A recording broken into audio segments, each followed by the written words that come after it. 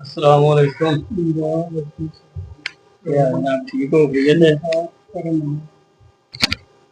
हाँ जी, की मामला है ਤੁਹਾਡਾ?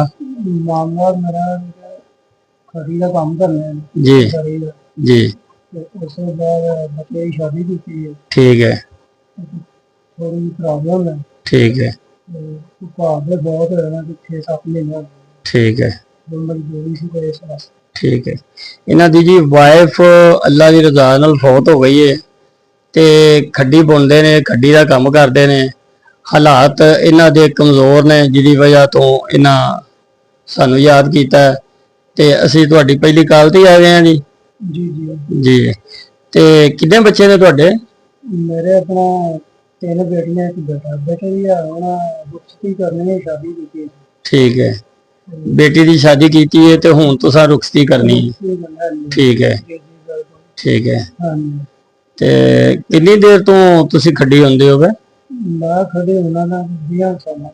ठीक है, 20 साल तो खड्डी होंदे होगे। ते तुहाडी घर वाली नूं अल्लाह दी रज़ा नाल फौत होया कितनी देर हो गई है? तकरीबन साल तो होगा। साल को हो गया तुहाडी घर वाली नूं फौत होया। बिल्कुल ठीक है। बच्चे जेडे बच्ची तो छोटे ने कि वड्डे ने?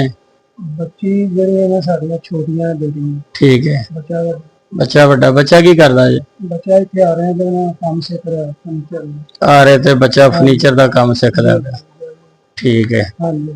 ते हुण टाइम आ गया बच्ची नूं रुखसत करन दा?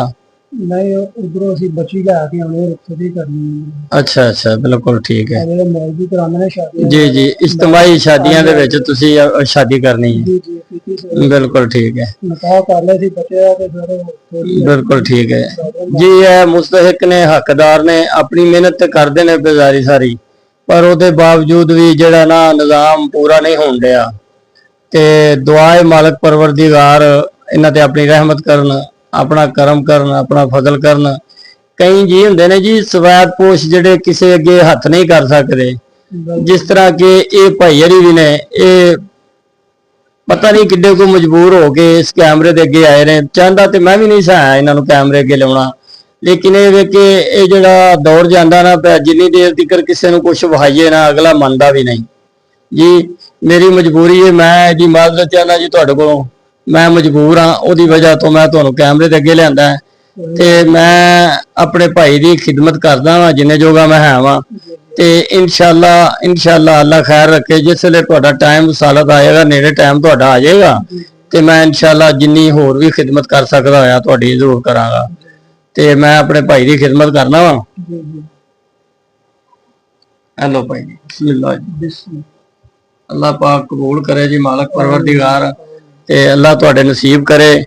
ये बंदे दे दिते बनदा ते कख नहीं, लेकिन एक बंदा एक वसीला बन जाता है ते अल्लाह अपनी रहमत करे, अल्लाह अपना करम करे, अपने इज्जत ईमान च रखे मालिक परवरदिगार।